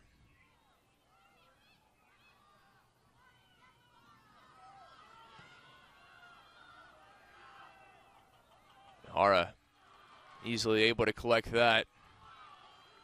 Taking more precious time off the clock. CPP will make another change at the next opportunity.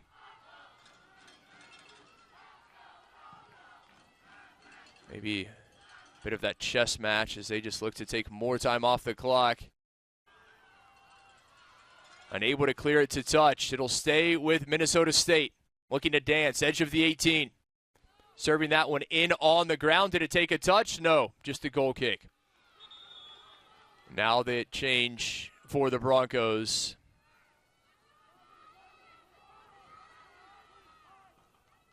Zabria Smith comes back on, the junior, the starter from Murrieta.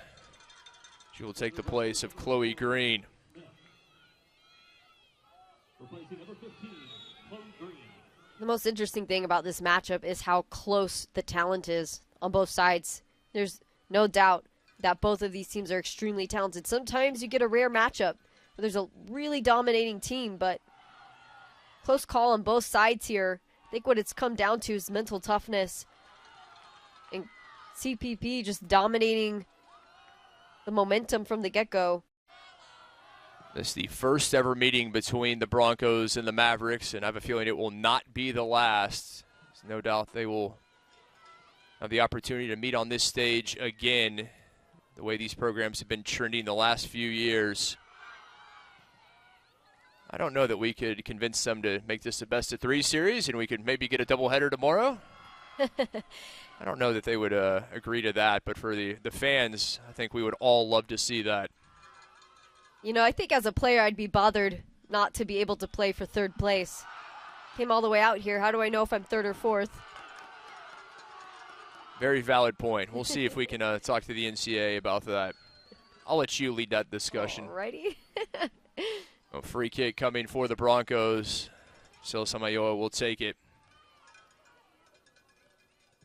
Junior from Long Beach. Another one of those players that just sometimes flies under the radar. Just very solid, and that's what you wanted, a defender. Heller. Sending it up the near touchline, but right to Rink. Rink couldn't control it.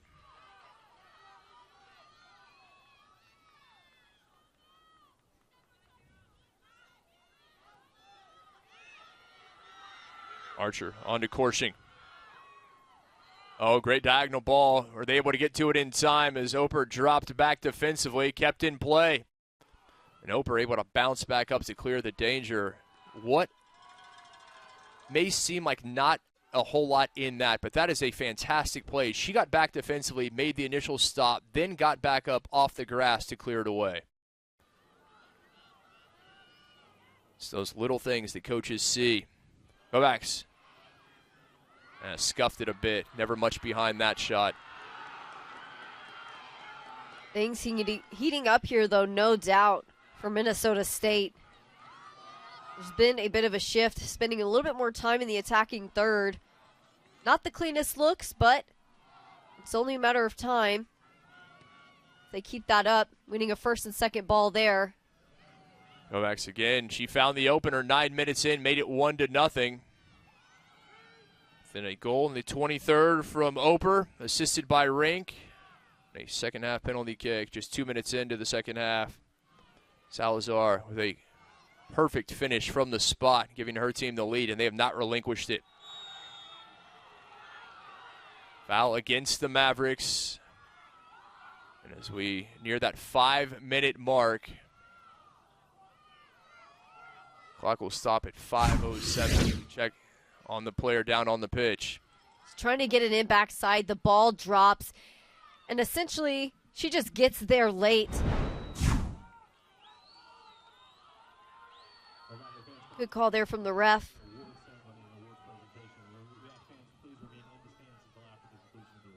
Ortiz waiting for her side to move up the pitch. And a change coming as well as Samayoa comes off. And a Shell Pepper comes on, the junior from Golden, Colorado, transfer from Belmont Abbey. An absolutely exhausted Giselle Samayoa, and you can understand why. Something going on with the ankle there, too. Might need a rewrap.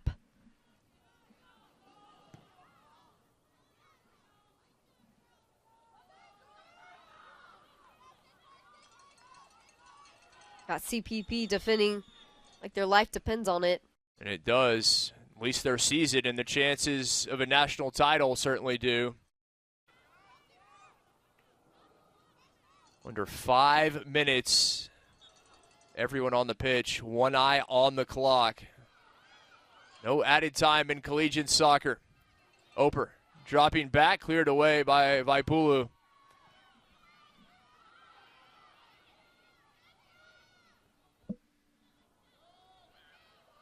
Ortiz there. Everyone in yellow in the attacking third right now, just trying to win that ball back, really compacting the Broncos' defense. Here's Heller to the near post, flicked on, yet to clear it.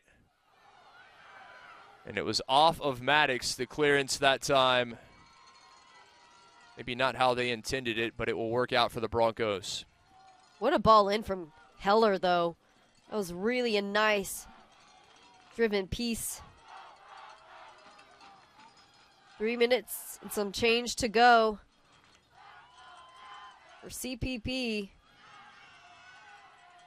They can maintain their form. They have got this. Alternating chants of let's go Broncos and let's go Mavericks. Both fan bases trying to rally their side. Cruz.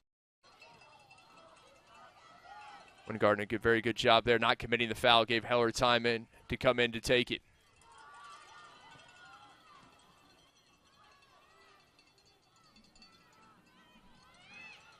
Archer. Diagonal ball. Oper again. CPP looking for the offside call. They will get it. A late flag coming up from our assistant here on the near side. 3 minutes remaining. 3 minutes away are the Broncos from their first ever women's soccer national championship. Just their second trip here to the semifinals, the first in a quarter of a century. Could 2024 be the year? Not over yet, not with this onslaught of pressure here from Minnesota State. Heller. Hara off her line, and she has it.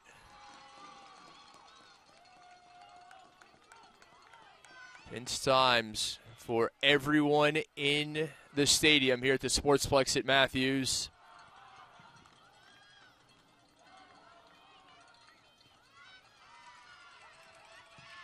Arcangelo sends it sky high, but it'll stay in play. That's where CPP wants to get it up into the corners and keep it there. Chance here, moving on the outside, Rink defending. And absolutely picture-perfect defending from Georgia Rink. And there's going to be a card as well coming out at the end, or maybe just a talking to. And it will just be a talking to. Curious, as Ortiz ended up on the turf behind the goal, and it looked for sure that that was going to be a card, as Liberty Ortiz a little worse than wear on this. Really surprised that's not a card with the super late tackle, ball nowhere in sight, off the pitch. I mean, that's a classic yellow, maybe even a red at times. A curious decision there from our referee, Marie Zur, as we saw a card earlier. You could argue it was awarded for a less egregious tackle than it was just put on Liberty Ortiz. But Ortiz, you could tell, not as worried as she is about the remaining 151. That has her full attention. As Salazar coming back on for Smith. So Marissa Salazar will get a chance to finish this one off, and rightfully so. She's sitting on the game winner, a penalty she converted in the 47th. Perfectly taken. She sent it low and hard to the near post, just past the outstretched fingertips of Claire Longville. Hara. Time very much of the essence. Take the opportunity to thank our entire NCAA.com crew. I'd like to thank our host university, Wingate University here in North Carolina, as well, as they have been stellar hosts, as have everyone here at the Sportsplex at Matthews. And what a treat it has been to bring you these games on NCAA.com. Very glad to have had your company the last few days. Huge thanks to the SIDs and coaches who took the time to talk to us as well, shared these tidbits of information that we would not have known otherwise. Very much so. Ball will stay in. Cruz, flag stays down. Looking for the exclamation point of the Broncos. Cruz into the box. She's taken down. And simply a goal kick, much to the chagrin of the Broncos sideline. But with under a minute remaining, that is where they are focused. And with that, I'd like to thank our crew, our producer, Ryan Jordan, director, Andrew Davis, replay, Bobby Tyndall, Ivan Isaac, Davion, and Q on the cameras. As the Broncos fans start to celebrate, they can feel it. 30 seconds away from their first ever women's soccer national championship. 30 seconds away. Coach Mason, Coach Richards, Tomanovich, and Gutierrez celebrating, bringing that title back to Pomona, California. The celebration is on. Salazar sends it up. And that will do it. Broncos ready to rush the field. The countdown, final few seconds. And for the first time in program history, Jay Mason has led the Broncos to the promised land. They are your 2024 Division II Women's Soccer National Champions. 2024 National Champions. Once again, fans, a reminder coming up momentarily. For the third year in a row, a team from the West region will take home the Women's National Championship in Division II soccer, following up Point Loma and Western Washington. Hugs all around, sung the senior injured, but will get a national championship. Her side, so impressive. Hats off to them. What a season it has been. And the green and gold fans here in the Tar Heel State and further afield celebrating, and rightfully so. Seeing the faces on these players, fans, coaches, it's the big moments like this that just give you chills all over, because you see right here in real time all of the emotion and the work and everything that it took to get to this moment. Craziest thing about this game is it could have gone either way, because there's so much talent out here on this field. So both teams, regardless, please pat yourself on the back. And to that point, Katie, we should and must sincerely congratulate Coach Ball, his staff, and everyone at Minnesota State University. What a fantastic season it has been for the Mavericks, and you certainly understand they are not pleased with how this has ended, but what a year it has been. They will no doubt have a chance to be back at this level. Claire Longville, the senior, and so many seniors wrapping up their career today, but doesn't take anything away from what they've accomplished in that purple and gold kit. Outstanding from top to bottom for both of these teams this season. Just came down to one singular goal that made the difference between who walked away as a champion. So again, congratulations to Cal, Poly Pomona. It was a penalty kick in the 47th minute, converted by Marissa Salazar. That was the difference. As for the first time in program history, the Broncos of Cal Poly Pomona, your Division II Women's Soccer National Champions. That'll do it for us. We will step aside. Coming up next, the trophy presentation as the Broncos ready to hoist the trophy, and the celebrations will ensue.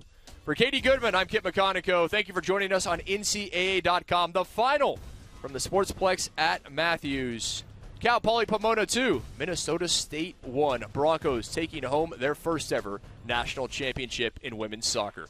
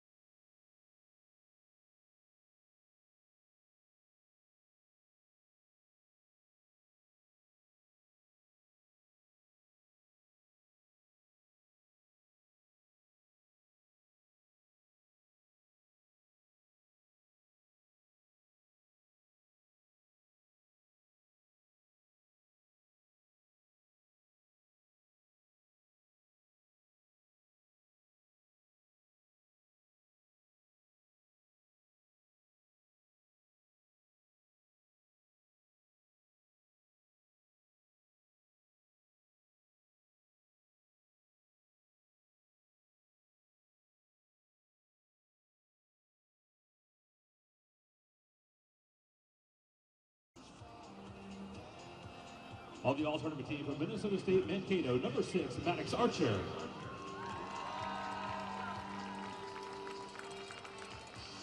From Mankato, number 11, Lucy Weininger. And from Mankato, number 27, Courtney Kovacs. From Cal Poly Pomona, number 3, Angelina Rivas. From Pomona, number 6, Tara Oper. From Pomona, number 17, Vanessa Cruz. And from Pomona, number 37, Auburn Burnett. Congratulations to the 2024 All-Tournament team. And now for the most outstanding player of the 2024 Women's Soccer Tournament, from Cal Poly Pomona, Tara Oper.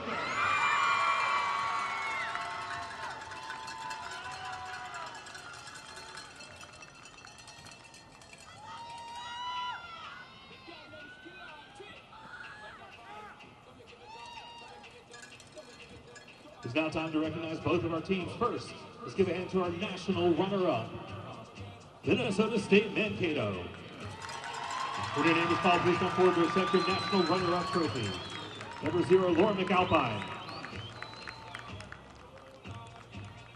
Number 1, Claire Lundville.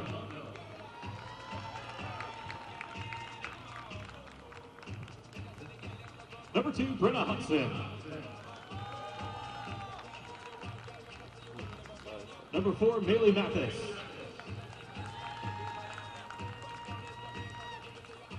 Number 5, Alicia Hoffman.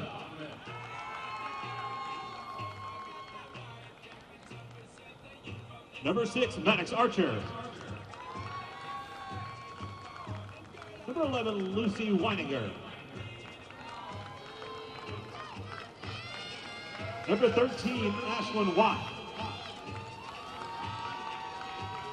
Number 15, Kiera Laney.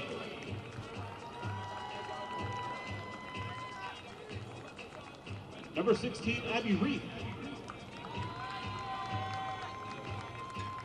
Number 17, Jaden Chee.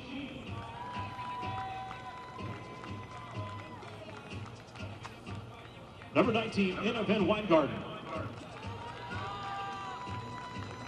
Number 22, Mary Johnson. Number 25, Avery Corshi. Number 26, Addie Clary. Number 27, Courtney Kovacs. Number 28, Savannah Stockness. Number 30, Mila Rustin.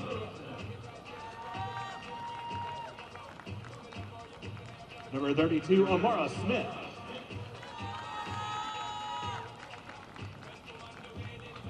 Number 34, Kelsey Heller. Number 35, Reese Hilsenbeck. Number 36, McLean Menzel.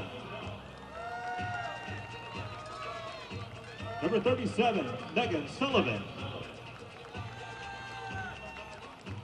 Number 39, Ellen Litt.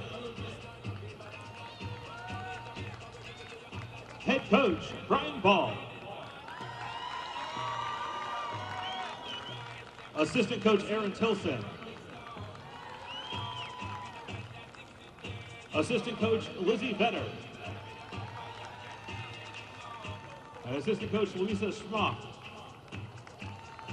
Once again, fans, a round of applause to your national runner-up, the Mavericks from Minnesota State, Mankato. And now for our national champions from Cal Poly Pomona. When your name is called, please come forward to accept your national champion trophy. Number 0, Isabella Hera. Number 00, Kat Aguayo. Number 3, Angelina Rivas. Number 4, Abria Smith. Number 5, Anna Shellpepper. Number 6, Tara Oper. Number 7, Marissa Salazar. Number 9, Bella Anderson. Number 11, Ryan Grace. Number 12, Giselle Samoya. Number 13, Alexis Macias. Number 14, Lindsay Sung. Number 15, Chloe Green. Number 16, Sabin Romas. Number 17, Vanessa Cruz.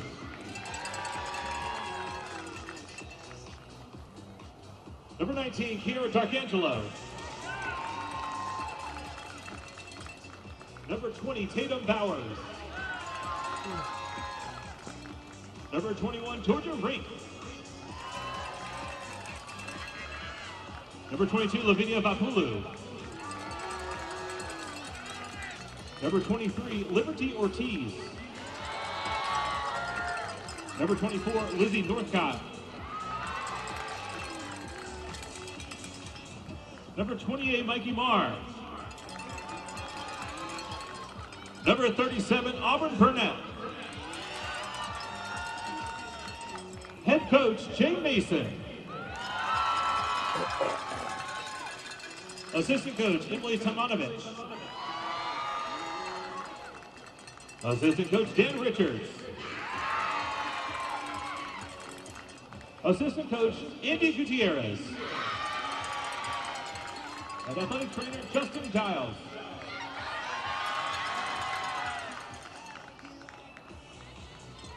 And once again, congratulations to 2024 national champion, Cal Poly Pomona.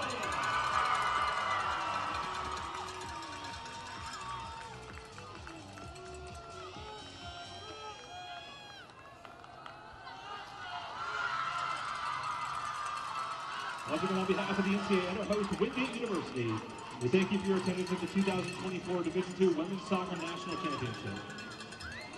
We'll see you next year in Colorado Springs, Colorado.